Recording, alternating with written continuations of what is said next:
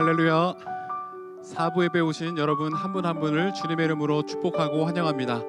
이곳에 함께 하시는 우리 하나님을 우리 마음 모아 함께 찬양 올려드리겠습니다.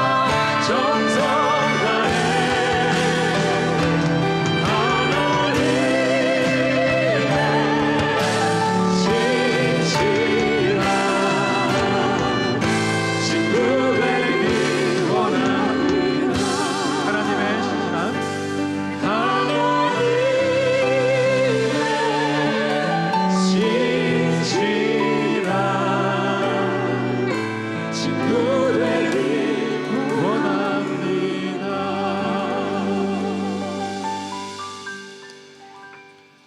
이제 다 같이 일어나셔서 주님의 성령 찬양하겠습니다.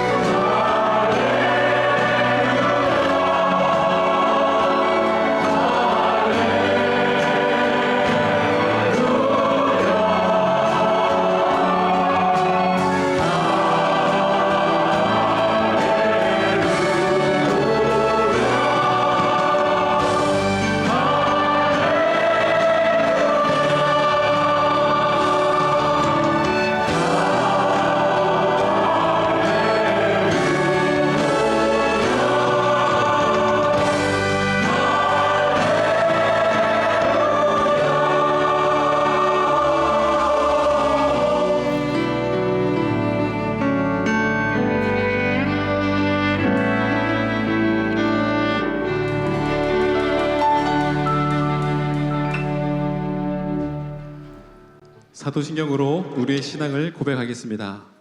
나는 전능하신 아버지 하나님, 천지의 창조주를 믿습니다. 나는 그의 유일하신 아들, 우리 주 예수 그리스도를 믿습니다.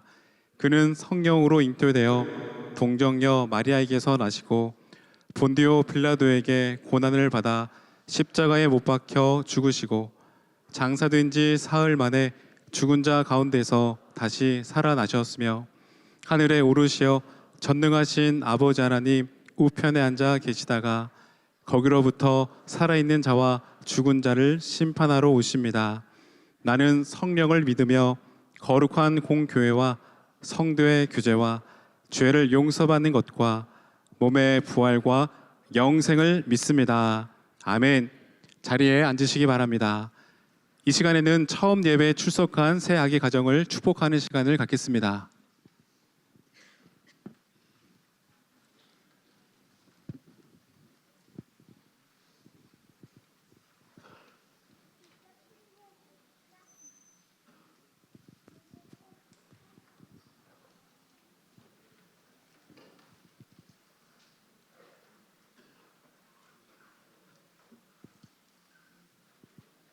네, 오늘은 하나님께서 새로 태어난 아기 2명을 올라오게 하셨습니다. 제 옆에 있는 아기는 양태하입니다. 양현욱 성도 또 천수담 성도 가정해 주신 첫 번째 아기 아들입니다. 근데 태어난 날이 성탄절 이브입니다. 그래서 축하 많이 받게 생겼어요. 예수님하고 같이 우리 태아는.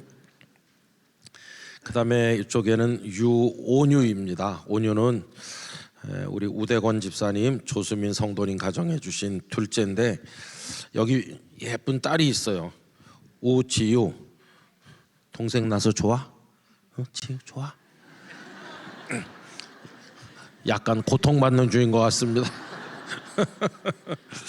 이렇게 오늘 한 가정에는 첫 아기, 또 한 가정엔 둘째 아기, 둘 다 아들입니다. 이렇게 하나님께서 축복해 주셔서 올라왔는데 정말 감사한 일이죠. 우리 태아를 위해서 먼저 기도하도록 하겠습니다. 태아 기도하자. 거룩하신 하나님 아버지, 하나님께서 이 땅에 보내주신 귀한 아기 양태아, 하나님께서 이 시간에 아기에게 손을 얹어 복 주시기를 원합니다.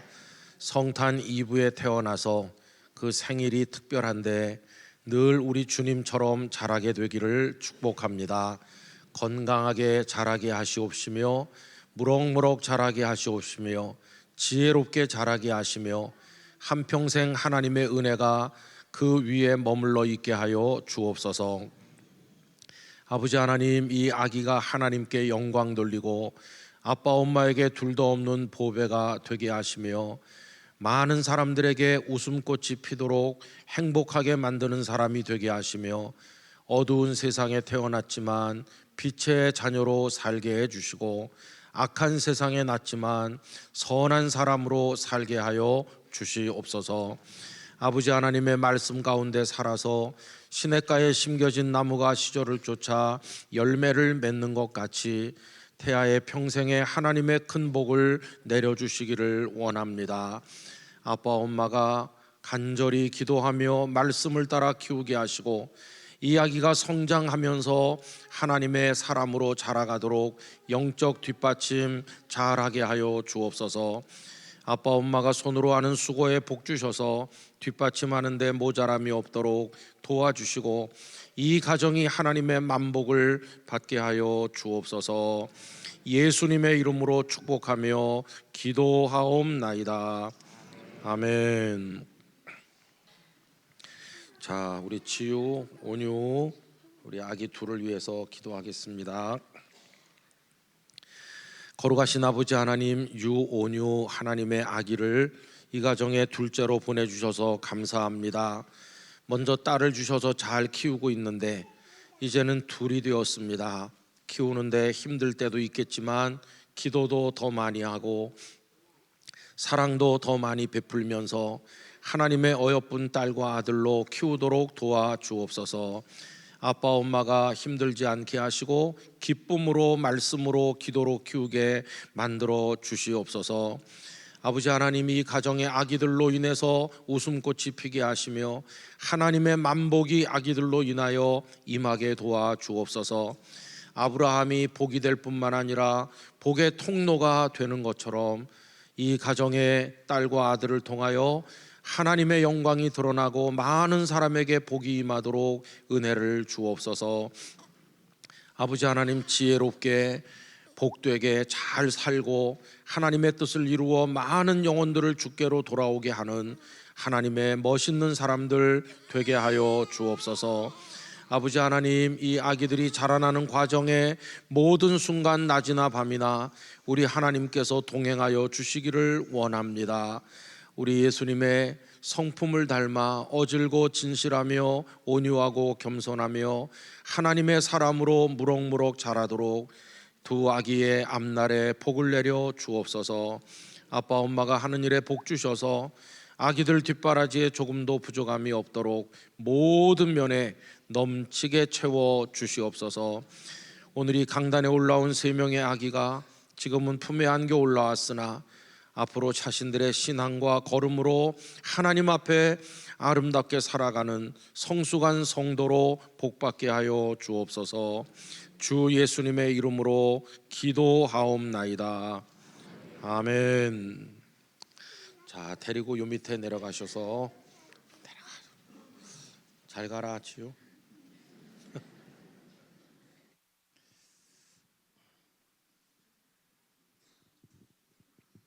잠깐만 서주시면. 네. 잠깐만. 우리 시간 손을 펼쳐서 우리 축복하겠습니다.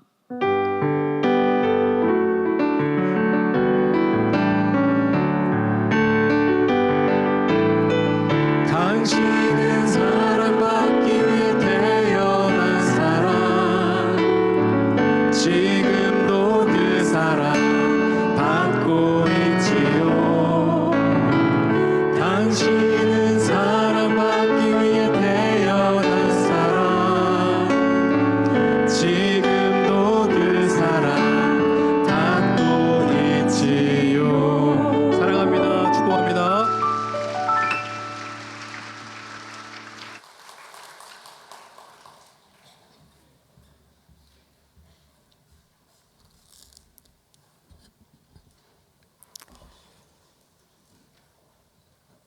사랑하는 아버지 하나님, 거룩한 주일 사부 예배로 주님께 올려드리게 하시니 감사드립니다. 자격 없는 저희가 예수님의 보혈을 힘입어 나아왔사오니 은혜를 내려 주옵소서. 이제 사순절 세 번째 주일을 맞고 있습니다. 경건한 마음으로 예수 그리스도의 고난에 동참하며 우리를 사랑하신 아버지 하나님의 마음과 예수님의 사랑을 깊이 묵상할 수 있도록 도와주옵소서. 아버지 하나님, 지난 80년간 영로학교회를 부흥시켜 주시고 인도해 주신 은혜에 감사드립니다.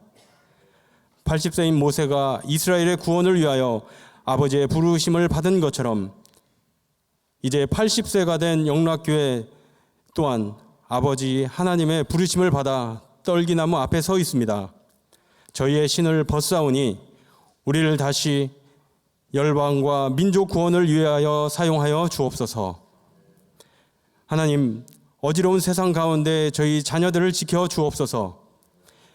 영아부로부터 청년부에 이르기까지 주일학교를 양적으로 부흥하게 하여 주옵시고 우리 모든 성도와 주일학교 교사들이 함께 힘써 다음 세대가 하나님을 깊이 알아가고 예수님과 동행하는 삶을 살아가도록 가르치고 모범을 보이게 하옵소서.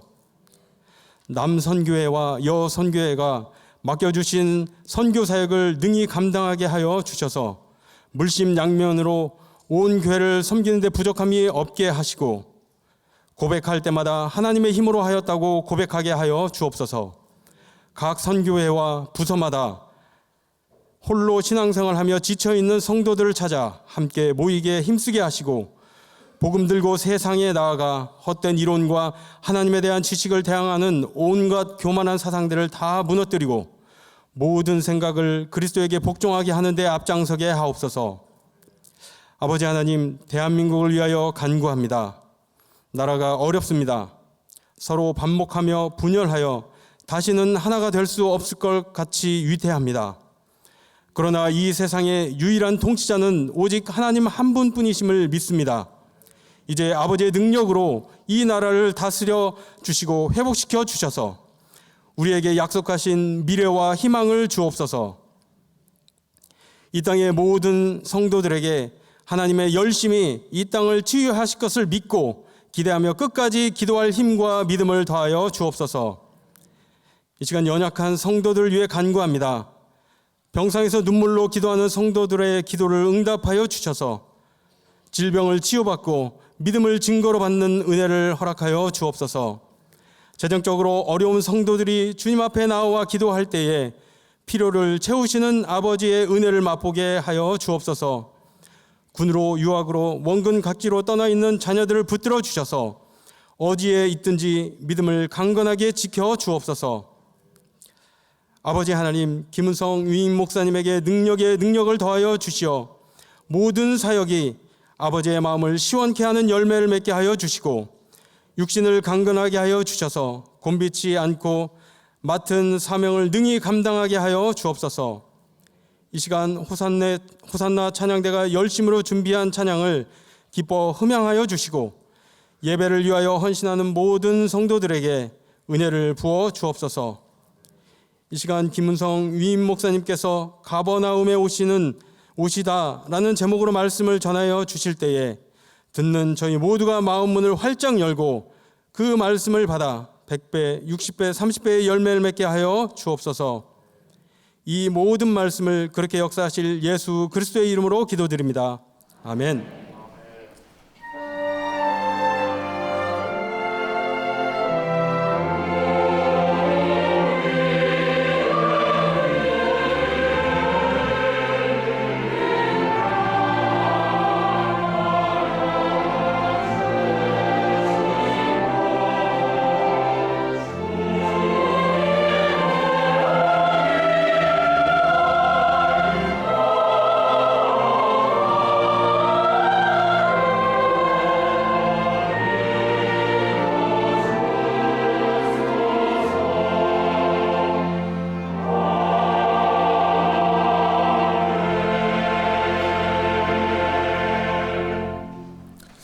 오늘 저희에게 주신 하나님의 말씀은 신약성경 누가복음 7장 1절부터 2절까지의 말씀입니다.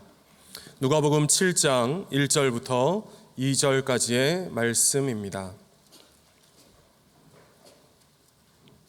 하나님의 말씀을 봉독합니다. 예수께서 모든 말씀을 백성에게 들려주시기를 마치신 후에 가버나움으로 들어가시니라. 어떤 백부장의 사랑하는 종이 병들어 죽게 되었더니 하나님께서 이 말씀을 통하여 저에게 은혜 주시기를 원합니다.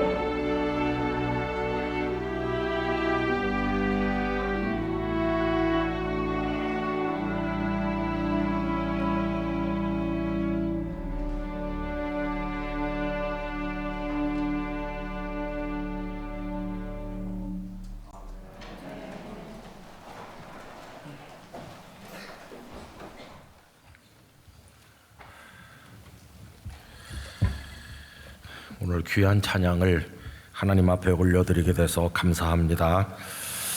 우리 호산나 찬양대가 또 머지않아서 여러 교회를 탐방하여 찬양할 계획도 세우고 있는데 여러분들께서 많은 기도를 부탁드립니다.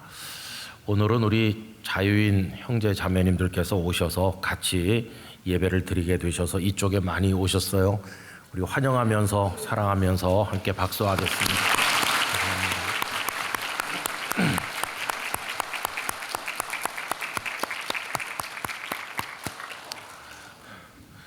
어떤 분이 영락교회 저 배단위 광장에 오면 매주일 뭘 벌려놓고 뭘 많이 하냐고 물어봐요. 오늘은 뭘 벌려놨냐 하면요, 43세부터 52세까지 남자들을 이제 모으려고 해요. 제3 남선교회인데, 아, 내가 그 나이에 해당되는 남자구나 이렇게 생각되는 분들은 3남선교회 회원이 되셔서 함께 복음을 전하고 하는 일에 힘써 주시면 좋겠습니다. 이게 얼마나 복된 일인지 몰라요. 왜 그러냐 하면은 저는 철야기도 금식기도 아무리 해도 43세에서 52세로 돌아갈 수가 없어서 못 가거든요. 거기 해당되는 분들은 다 가셔서 함께 하시면 좋겠습니다. 성경에는 아주 낯선 지명도 있는가 하면 우리의 귀에 너무나도 익숙한 지명들도 많이 있습니다.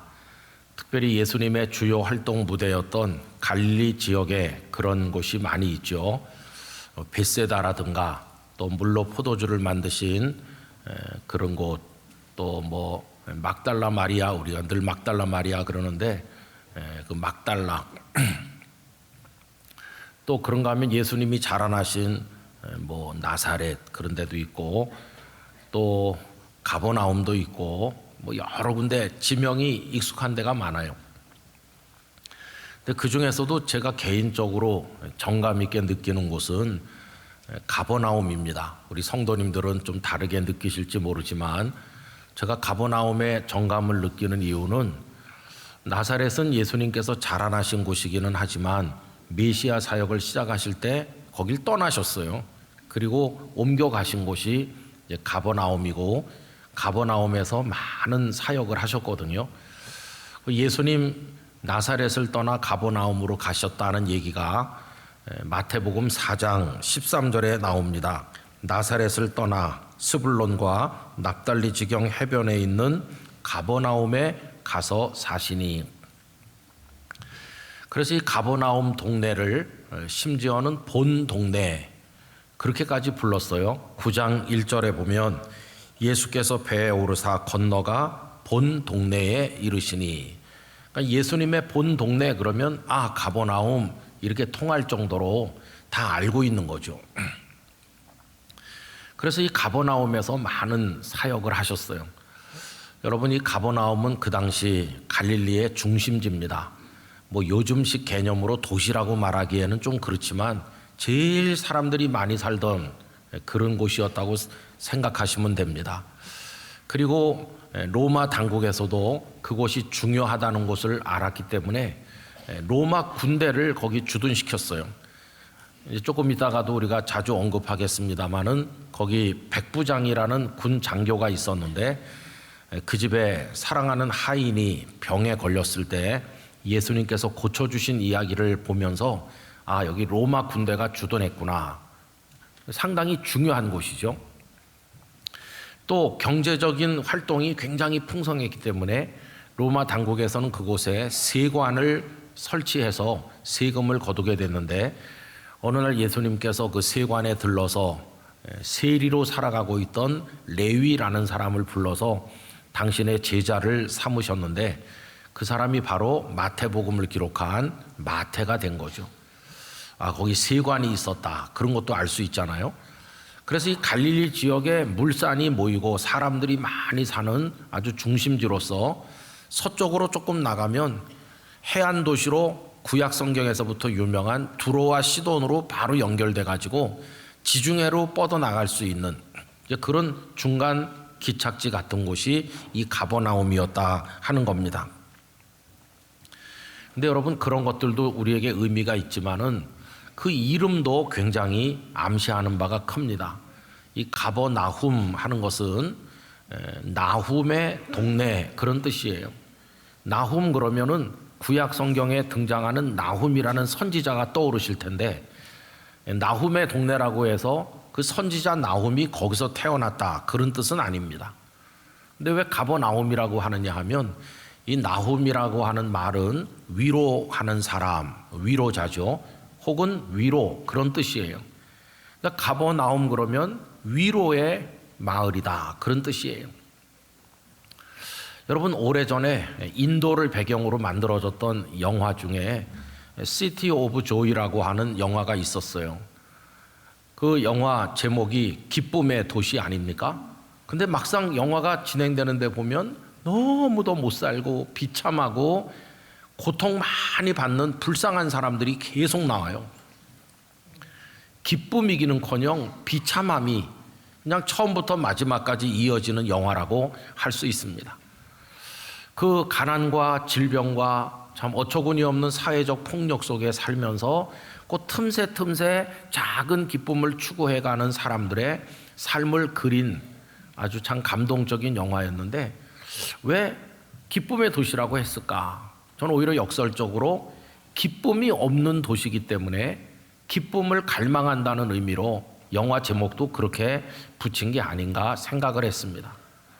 여러분, 그렇다고 한다면 이 가버나움이 위로의 마을인데, 위로가 많기 때문에 위로의 마을이라고 한 게 아니라 오히려 반대로 위로가 너무도 절실해서 고통받는 사람이 많기 때문에, 그래서 위로의 마을이라고 한 게 아닌가 하는 생각을 가지게 되었어요.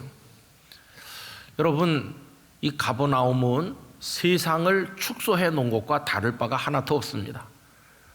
거기도 노인과 아이가 있고, 남자와 여자가 있고, 부자와 빈자가 있고, 건강한 사람과 병자가 있고, 거기도 경건하게 살려는 사람, 아니면 눈앞의 욕망에 자신을 팔아버린 사람, 좀 성공해서 남들의 부러움의 대상이 되는 사람, 또 그런가 하면 자신의 인생이 실패한 것을 가슴 아파하고 밤잠을 못 이루는 사람, 존경받는 사람, 손가락질 받는 사람, 다양한 군상들이 그 가버나움 길거리를 오가면서 자신들에게 주어진 한 번의 인생을 살아가고 있었을 것입니다.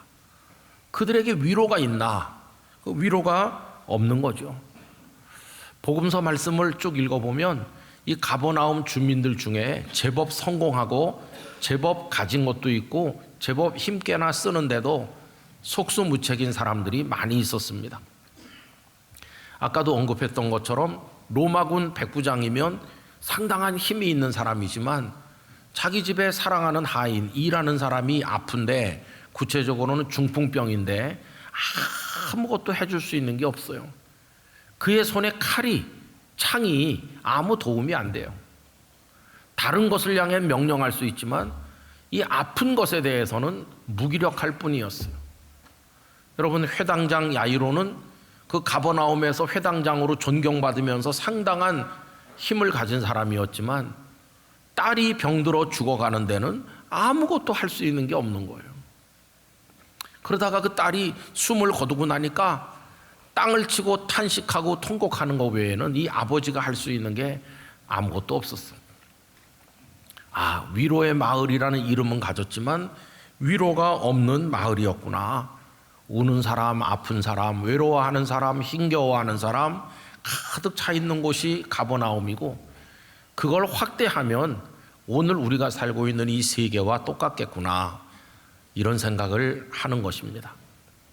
자, 그런데 여러분, 어느 날 그 가버나움이 진짜 이름 그대로 위로의 마을로 바뀌게 되었습니다. 어떻게 위로가 있는 마을로 바뀌게 되었을까요? 다른 게 아니라 하늘의 위로를 가지고 이 땅에 오신 예수 그리스도께서 거기 계시기 시작하셨기 때문이에요. 예수님께서 그 마을에 오셨기 때문이에요. 그걸 상징적으로 보여주는 말씀이 오늘 본문 1절인 것입니다. 여러분, 1절을 다 같이 읽어보도록 하겠습니다. 예수께서 모든 말씀을 백성에게 들려주시기를 마치신 후에 가버나움으로 들어가시니라. 이게 얼마나 상징적인 말씀인지 모르겠습니다. 복음서를 읽어보시면 예수님께서 가버나움에 들어오셨다, 가버나움에 오셨다, 가버나움으로 돌아오셨다 등등 비슷한 표현들이 여러 군데 나와요. 이 가버나움은 예수님의 사역의 총본부와 같은 곳이고, 거기 머무르시다가 또 다른 데로 다녀서 또 그리 오시고, 저 남쪽 유다로 가셨다가 또 다시 그쪽으로 오시고, 이 가버나움은 그런 곳이었어요. 근데 예수님께서 가버나움에 머물기 시작하시면서 얼마나 아름다운 일들이 많이 일어났는지, 한 나병 환자가 고침받은 이야기 마태복음 8장에 시작됩니다.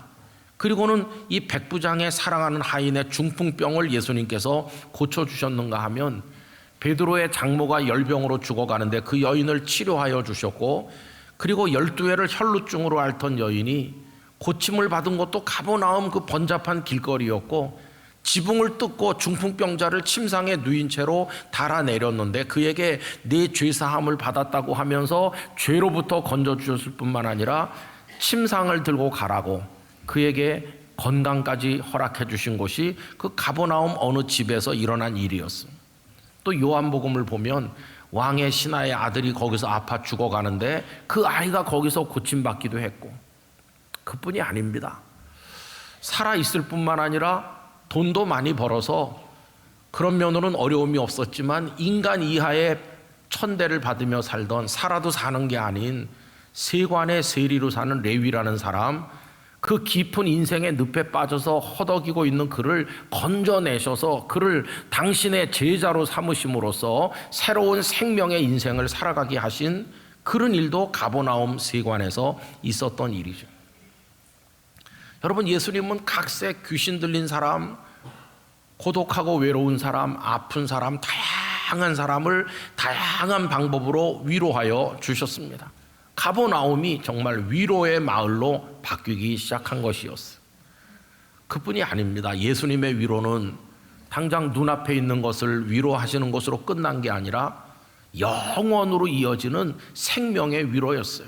어느 날 예수님께서 가버나움 회당에서 하신 말씀, 우리가 성만찬할 때 자주 읽는 말씀인데, 요한복음 6장 54절 이하를 제가 읽어드리겠습니다.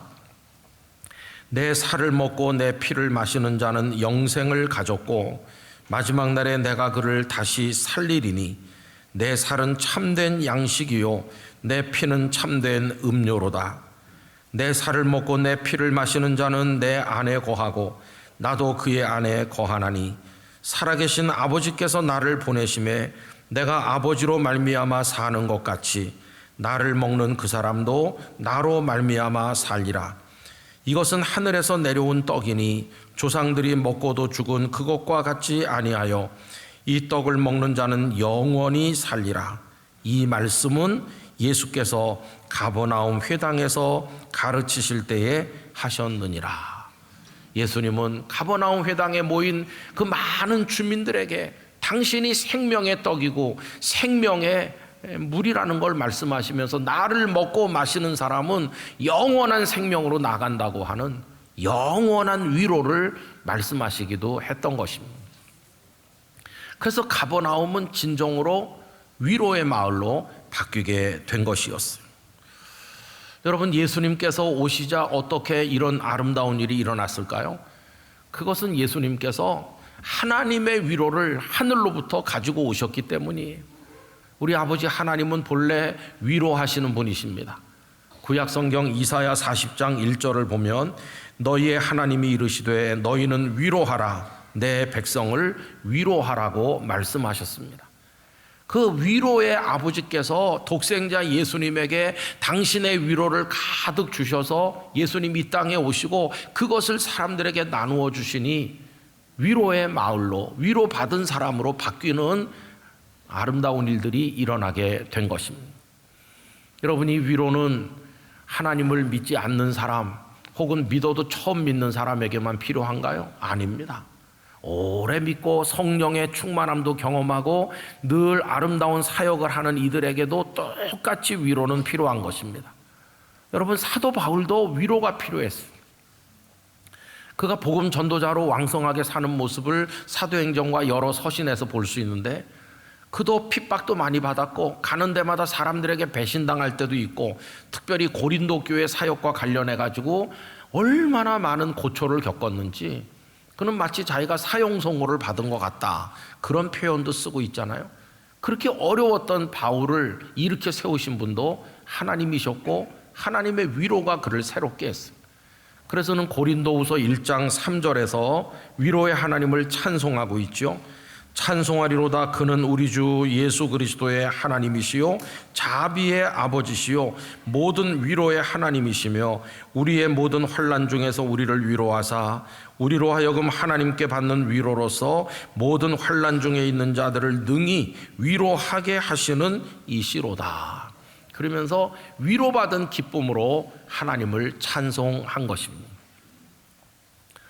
저는 오늘 우리가 살고 있는 이 지구촌, 이 대한민국, 그리고 이 땅의 교회들과 여러 성도들의 일터와 가정과 우리의 심령의 뜰이 위로가 필요한 곳이라고 생각합니다. 바로 여기가 위로가 없는 이름만 위로의 마을인 가버나움인 경우가 얼마나 많은지 몰라요. 오늘 이 세상에 슬퍼하고 아파하고 탄식하는 사람이 얼마나 많습니까? 여러분, 여기가 바로 정말 위로가 필요한 곳이다 하는 생각을 가지게 되는 것이죠. 여러분, 이제 목사로 살면서 여러 가지 어떤 무기력함을 느낄 때가 많이 있어요. 목사가 하는 일이 다양합니다. 교회 전체 대표로서 뭐 행정적인 일도 하기도 하고, 교회 살림살이를 같이 또 의논하기도 하고, 우리 교회가 잘 이렇게 움직여져야 될 텐데 뭐 그런 여러 가지 일들을 몇십 년째 하고 있는 거죠. 그러나 그런 것보다 더 어려운 일은 성도들이 고통받는 걸 볼 때입니다. 그럼 뭐 어떻게 해드릴 게 아무것도 없는 때가 있어요. 어떤 분은 저에게, 목사님, 저 이제 수술 받아야 된대요. 아유, 왜 그러세요? 저 암 진단 받았어요. 그래, 얼마나 심하시대요? 그럼 뭐 이렇게 뭐 가벼운 수술이면 끝난대요. 이런 분들은 눈물이 그렁그렁 하질 않죠. 어떤 분은 다 퍼져서 희망이 없대요. 그런 분이 와갖고 제 손을 꼭 잡으면은 이렇게 내가 무기력하구나. 우리 교회 어떤 성도님은요, 암에 걸려서 그 뭐 있잖아요, 항암하고 수술하고 또 뭐 이것저것 그 과정을 다 밟아서 몇 년을 고생해가지고 의사 선생님이 완치되셨습니다 이렇게 했는데, 좀 있다가 다른 데서 다른 암이 또 생긴 거예요. 얼마나 낙심되겠어요. 근데 다른 데서 다른 암이 생기면 또 그걸 해갖고 완치되셨어요 그랬는데, 또 다른 데서 또 다른 게 생겼는데, 이게 4번째 생겼다는 거예요. 4번째. 뭐 그렇게 수천 년 산 인생도 아니고 불과 몇십 년인데 그거를 몇 번을 반복하니까 아이고 얼마나 힘드실까. 그런 것도 있고요. 어떤 분은 그렇게 사랑해서 결혼했는데도 그 부부끼리 어떻게 서로 왼수가 돼가지고 오늘 가나 내일 가나 이 서류에 도장 찍으러 가야 되나 말아야 되나, 이런 가정도 저 여러 가정 봤어요. 내 배 아파갖고 난 자식인데 이거 내 자식인 줄 알았더니 정말 왼수가 돼가지고 부모 마음을 갈기갈기 찢어 놓아서 탄식하는 부모들도 많이 만나봤어요. 여러분, 이 세상을 사는 게 참 어렵잖아요. 뭐 저도 마찬가지입니다. 저도 혈육을 가진 똑같은 사람이라서 뭐 목사인 저 개인도 그렇게 힘들 때도 많이 있었어요. 그러면 이제 어떻게 하면 되는 건가? 성경 말씀을 읽으면 당장이라도 나도 그 예수님이 거기서 이렇게 하셨던 가버나움 그때로 가보면 좋겠다, 그런 생각이 들 때도 있는 거예요. 근데 이런 충동은 저만 느끼는 게 아니고 예수님 이후에 계속 있었던 거예요. 여러분, 1세기, 2세기 벌써 그때부터 많은 이들이 예수님이 사셨던 그곳을 가봐야 되겠다 이래가지고 소위 성지를 향해 순례를 떠난 사람들이 많이 있잖아요. 지금도 많이 성지 순례를 가잖아요. 여러분, 성지 순례 꼭 마음에 결심하시고 건강하실 때 한번 갔다 오는 거 참 좋습니다. 가면 은혜가 돼요. 성지 순례를 어떻게 쉽게 갈 수 있는지 방법을 알려드릴게요. 영락교회 성서 지리반에서 공부하면 거기서 다 친절하게 모시고 갑니다. 미리 공부 다 하고 지지난주에 벌써 개강을 했어요.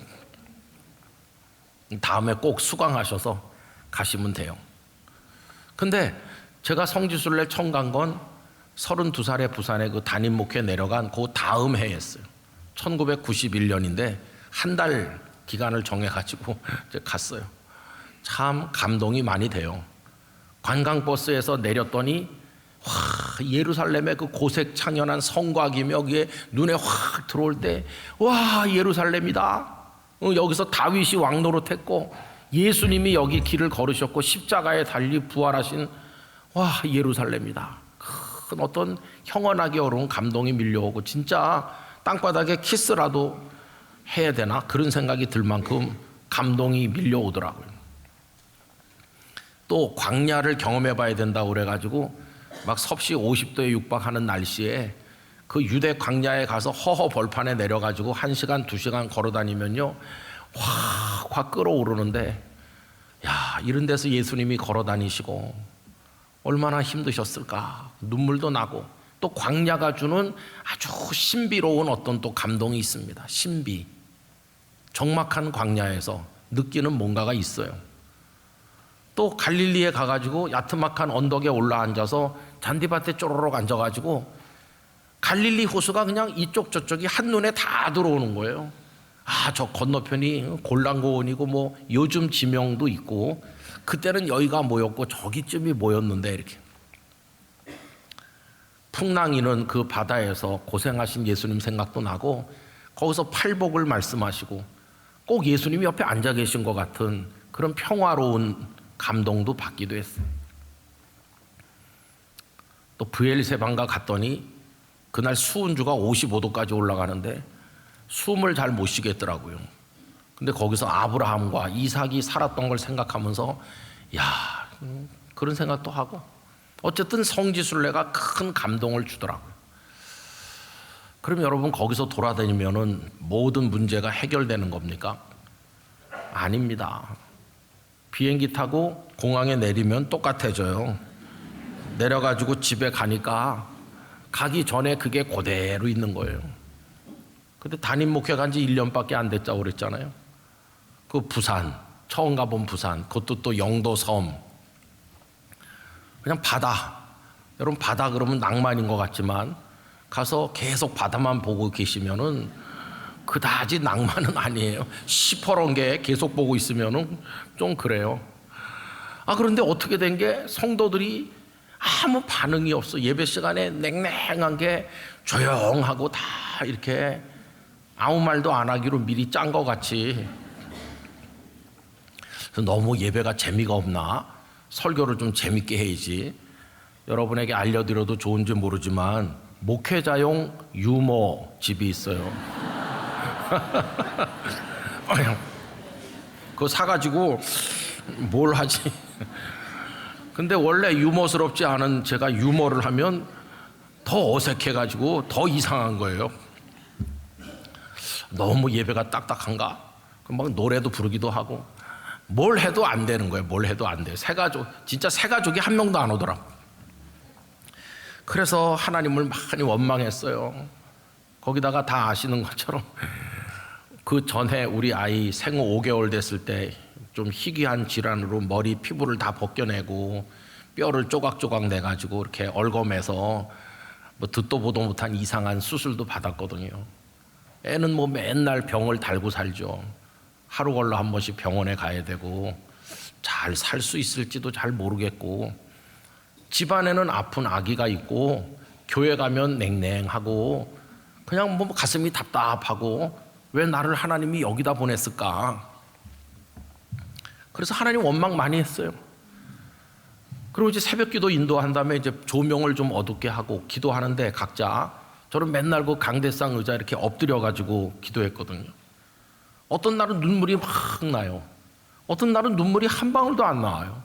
어떤 날은 뭐라고 기도해요. 어떤 날은 기도가 진짜 아무것도 안 되고 그냥 가슴이 답답한 게 계속 거기 엎드려 있는 거예요. 뭐 30분, 1시간 엎드려 있다가 그런데 참 하나님은 좋으신 분이세요. 우리가 고통받고 있는 걸 다 아시는 하나님이세요. 못 견딜 만큼 힘들면 딱 손을 내밀어 주시는 거예요. 저 지금까지 목회하면서 몇십 년 동안 고비가 여러 번 있었는데 한 번도 외면하지 않으시고 그때마다 손 내밀어 어루만져 주시는 거예요. 근데 여러분의 경우는 좀 다를지 몰라요. 저는 꼭 힘들 때 말씀으로 저를 위로해 주셨어요. 말씀. 근데 그때 그 무렵에 어려워가지고 하나님 앞에 이렇게 있고 왜 내가 여기 목회하러 왔나 그러고 있는데 어느 날 새벽에요, 하나님의 말씀 한 절이 그 어둠컴컴한 불 다 끈 건데 갑자기 환한 불 밑에서 제가 성경을 펴고 읽기라도 하는 것처럼 그 글자 하나하나가 막 황금빛으로 빛나는 것 같이 확 일어나듯 제 가슴 속으로 쏟아져 들어오는 걸 경험했어요. 그 한 절 말씀이 올해 80주년 영락교회 표 근거가 된 출애굽기 3장 5절이거든요. 여러분 출애굽기 3장 5절 다 같이 읽어봅시다. 하나님이 이르시되 이리로 가까이 오지 말라. 네가 선 곳은 거룩한 땅이니 네 발에서 신을 벗으라. 아멘. 이 중에서 그날 새벽에 제 마음을 찌른 말씀은 네가 선 곳이 거룩한 땅이라는 그 대목이에요. 여기 네가 모세잖아요. 모세가 서 있는 땅이 미디안 광야 호렙산 기슭에 척박하기 이를 데 없는 돌짝밭 그 광야 거기 아닙니까? 근데 뭐가 거기가 거룩합니까? 거기 서 있는 모세는 40살에 애굽 사람 하나 죽이고 도망쳐서 나이 80에 지금 그 삶이 다 무너졌고 그의 영혼도 푸석푸석해서 먼지밖에 일어나는 게 없고 희망이 하나도 없고 세상은 완전히 그를 잊어버린 지가 오래예요. 그런 모세가 지금 허름한 옷으로 양 몇 마리 몰고 서 있는 건데 거기가 뭐 거룩합니까? 땅을 파내려가면 노다지라도 있는 겁니까? 아무것도 없어요. 돌멩이나 여기저기 있는 거죠. 그런데 무슨 거기가 거룩한 땅인가? 여러분 거기가 거룩한 땅인 이유는요, 거기 무슨 노다지가 있기 때문도 아니고 모세가 훌륭해서도 아니고 딱 하나입니다. 거룩하신 하나님이 거기 계시기 때문이에요. 거룩하신 하나님이 거기 계시기 때문. 근데 왜 하나님은 하필이면 그런 척박한 곳에 계신 겁니까? 왜 하나님이 거기 계신 건가요? 이유도 하나입니다. 당신이 사랑하시는 사람이 거기 있으니까 나도 너와 같이 있다 이겁니다. 모세 곁에 하나님이 같이 계셔서 그 땅이 거룩한 땅이 되는 거예요. 가장 거룩의 근본 되신 하나님이 같이 계시면 거기가 장소든 거기가 사람이든 다 거룩해지는 거 아닙니까? 근데 이 말씀을 그 새벽에 이렇게 떠오르게 하시더니 제 가슴 속으로 팍 들어오게 하시면서 금방 제 마음에 깨달음이 오는 거예요. 아, 여기 내가 왜 나를 여기 보내셨냐고 그러는데 여기가 나 혼자 있는 데가 아니야. 우리 가정에, 우리 교회에, 이 영도에, 부산에 하나님도 같이 계시는구나. 성도가 있는 모든 곳에 하나님도 같이 계시는구나. 내가 혼자 있는 게 아니구나. 하나님이 같이 계시는구나. 이걸 그 순간에 싹 깨닫는데 누가 불 켜고 책 펴놓고 한참 설명해 준 게 아니고 그거 깨닫는데 0.0001초도 안 걸리더라고요. 시간이 막 순식간에 깨달은 거예요. 성령님께서 가르치고 깨닫게 하시면 그렇게 순간적으로 깨닫는 거예요. 깨닫기만 하는 게 아니라 확신이 오고 기쁨이 오는 거예요. 하나님이 함께 계시다. 할렐루야. 하나님이 함께 계시다. 그래서 그날 새벽이 저의 목회 과정에 하나의 전환점이 됐어요. 그 다음부터 왜 나를 이리로 보내셨나요? 이런 거 원망 안 했어요. 왜 새신자가 한 명도 안 올까요? 그런 것도 원망 안 하고 이미 앉아 계신 헌신자들을 사랑하기로 했어요. 여기 거의 다 헌신자 아니세요? 마음이 밝아졌어요. 제가 설교하면서 웃기도 하고 제 마음이 편안해지니까 성도들도 웃기도 하고 성도들도 아멘도 하고 참 신기하더라고요. 하나님께서 그 질곡에서 저를 건져주셨어요. 여러분, 하나님이 같이 계시면 우리의 울음이 있고 우리의 아픔이 있는 가버나움이 위로의 마을로 확 바뀌는 거예요. 여러분의 가정과 영혼이, 삶의 터전이 위로의 마을이 되시기를 축원합니다. 가버나움이 되시기를 바랍니다. 신앙의 구조가 아주 간단한 거예요. 여러분 성경이 굉장히 양이 많은 것 같고 뭐 신학 이론도 있고 뭐 여러 가지 얘기도 있고 모여 앉으면 어느 교회 다니세요? 뭐 직분은 뭡니까? 뭐 교파는 어디세요? 감리교 다닙니까? 뭐 우리는 여러 가지 얘기 많이 하는데 사실은 그거 다 본질이 아니잖아요. 신앙생활의 가장 기본 구조는 아주 간단합니다. 주 예수님께서 오셨다. 그 다음에 우리는 그분을 환영하면서 우리 문제를 가지고 나가 엎드려야 된다. 그리고 주님의 위로를 받아야 된다. 그 구조 안에 다 들어있는 거예요. 여러분 오늘 1절에서 예수님께서 가버나움에 들어가셨다. 이게 그 상징적인 표현이라고 그랬잖아요. 주님이 오신 거예요. 그럼 이제 그 2절에 보면 어떤 상황인지 여러분 2절 말씀 우리 같이 읽어봅시다. 어떤 백부장의 사랑하는 종이 병들어 죽게 되었더니, 이게 2절이잖아요. 이게 그 마을의 상황을 말하는 거예요. 왜 예수님께서 거기 오셨나? 거기 이사 가셨으니까, 거기가 본 동네니까 이렇게 말할 수 있지만 영적으로 말하면 거기 고통받는 자가 있기 때문에 오시는 거예요. 여러분 예수님께서 왜 하늘 보좌를 떠나 이 땅에 오셨나? 왜 오셨나 물으면 이 땅이 유토피아고 이 땅이 아무 고통이 없는 곳이면 오실 필요가 없는데, 죄에 눌린 사람이 있으니까 주님이 오신 거고, 사망 권세에 눌린 사람이 있기 때문에 오신 것이고, 사탄에게 놀아나는 사람이 있으니까 오신 것이고, 울며 고통받는 사람이 있기 때문에 예수님은 하늘 보좌를 떠나 하나님의 위로, 그 구원, 생명과 은혜를 가지고 이 땅에 오신 것입니다. 그래서 오신 거예요. 우리 때문에, 우리를 위해서 오신 것이. 그럼 여러분 이제 우리가 할 일은 뭡니까? 그분이 오셨으니까 나가서 영접하는 거예요. 주님이 오신 걸 기뻐하면서 영접하는 거. 그게 이제 우리가 할 일이에요. 여러분 오늘 2절까지만 읽었는데 그 3절을 제가 읽어볼게요. 예수의 소문을 듣고 유대인의 장로 몇 사람을 예수께 보내어 오셔서 그 종을 구해 주시기를 청한지라. 이거는 그 백부장이 사랑하는 하인이 중풍병 걸렸는데 예수님 오셨다는 소식을 듣고 사람들을 보내서 빨리 좀 와달라고 청하는 거예요. 여러분 예수님이 오셨으니까 이제는 환영하면서 모셔서 그 은혜를 받는 일만 남았잖아요. 이 구조가 8장 40절에도 또 나와요. 누가복음 8장 40절, 예수께서 돌아오심에 다른 마을에 가셨다가 이제 가버나움에 돌아오셨죠. 사람들이 어떻게 했나요? 무리가 환영했다. 왜요? 이는 다 기다렸기 때문에. 기다렸습니다. 언제 예수님 오시지? 꼭 기다리는 마음이 사모하는 마음이에요. 갈급한 심령이에요. 오늘 사부 예배 드리는 여러분의 마음이 주님을 기다리는 마음이 되시기를 바랍니다. 그리고 주님이 오셨다고 하니까 뛰쳐나가는 사람이 있었어요. 41절에 보면 이에 회당장인 야이로라 하는 사람이 와서 예수의 발 아래 엎드려 자기 집에 오시기를 간구하니. 여러분 회당장은 가버나움에서 존경받는 힘 있는 그런 유력한 인물인데, 그가 지금 만사 다 제쳐놓고 체면이고 뭐고 다 버리고 쫓아와서 예수님 발 아래 엎드렸다. 아니 그런 사람이 어떻게 예수님 발 아래 엎드릴 수가 있나? 근데 여러분 군인의 기본 자세가 차려인 것처럼 그리스도인들이 은혜를 받을 때 기본 자세는 엎드리는 거예요.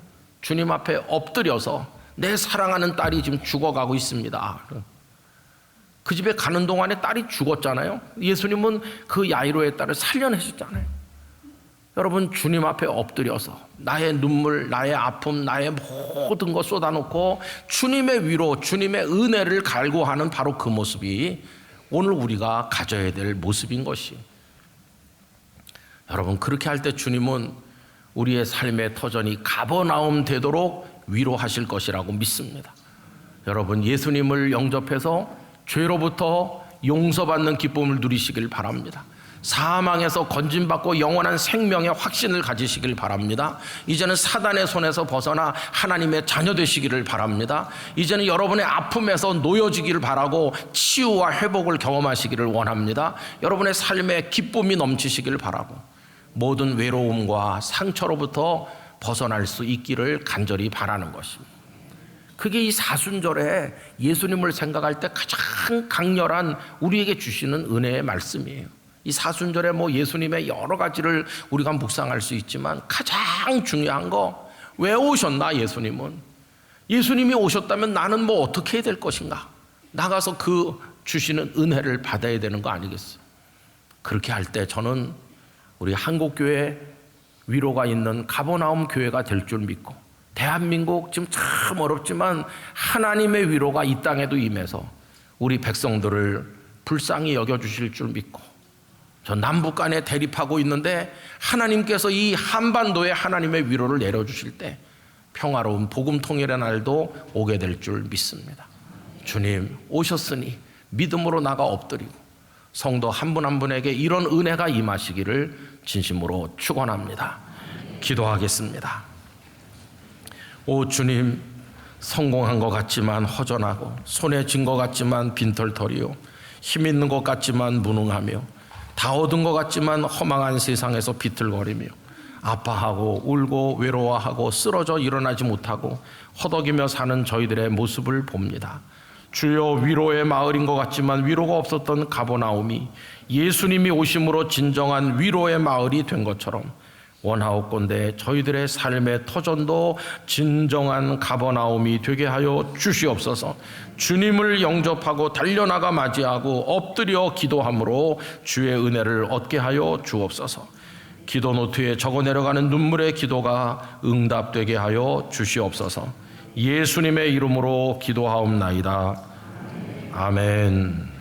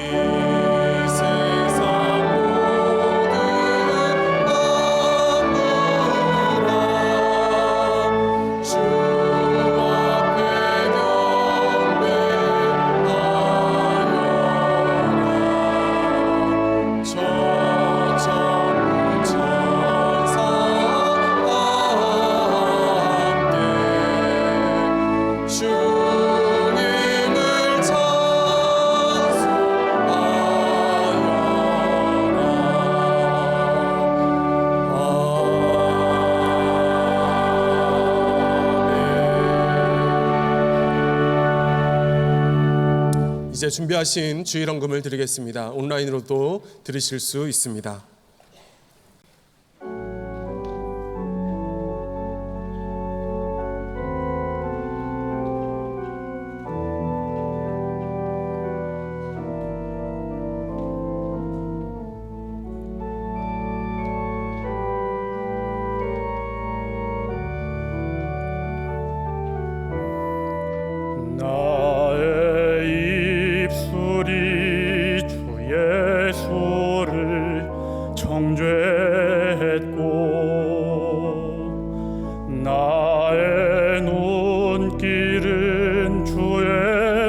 모습 외면했네. 나의 마음은 십자가 공로 쳐버렸으니 나는 주를 볼 수 없는 죄인.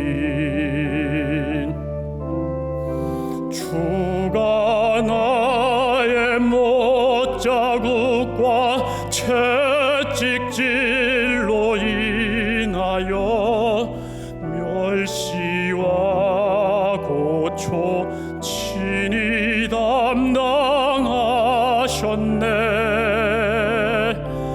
나의 죄로 인하여 십자가를 지셨네. 내가 주님을 버렸나이다. 주여 나의 죄악을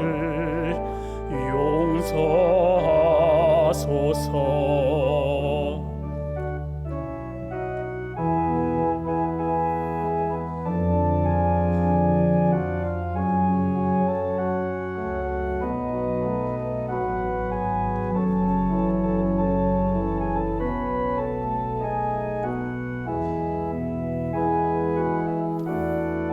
주가 나의 못자국과 채찍질로 인하여 멸시와 고초 친히 담당하셨네. 나의 죄로 인하여 십자가를 지셨네. 내가 주님을 버렸나이다. 주여 나의 죄악을 용서하소서. 나의 죄로 인하여 십자가를 지셨네. 내가 주님을 사랑합니다. 내가 주님을 사랑합니다.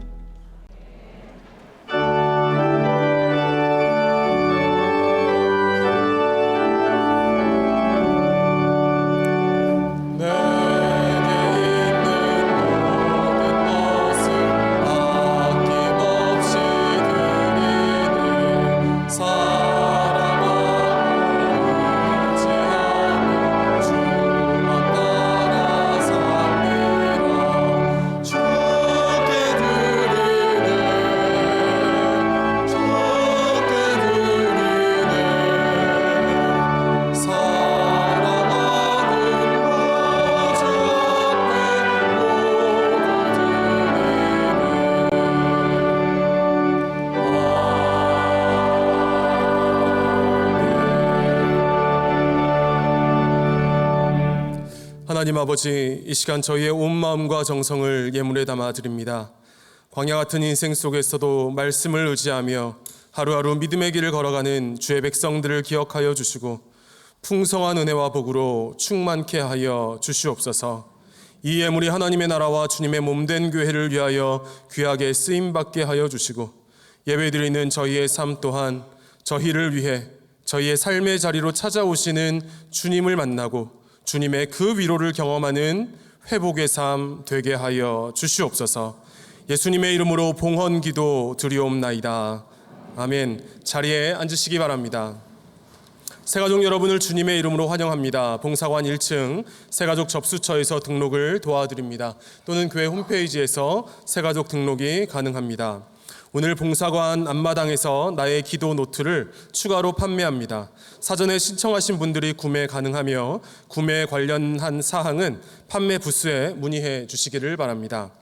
3월 30일 다음 주일부터 7월 31일 목요일까지 50주년 기념관 1층 만남 카페, 지하 1층 휴게실, 소강당 공사가 진행됩니다. 공사 기간 중 난문 출입이 통제되오니 성도님들의 양해 부탁드립니다. 오늘은 사회봉사 주일입니다. 봉사금을 본당 주변 모금함과 온라인으로도 모금합니다. 별세자 소식입니다. 중구 용산교구 51구역 박영자 성도님께서 별세하셨습니다. 고인은 이정하 집사님의 모친이 되십니다. 3월 24일 월요일 오전 6시 30분 국립중앙의료원 장례식장에서 장례 예식이 있습니다. 슬픔을 당하신 유가족들에게 하나님의 위로가 함께 하시기를 바랍니다.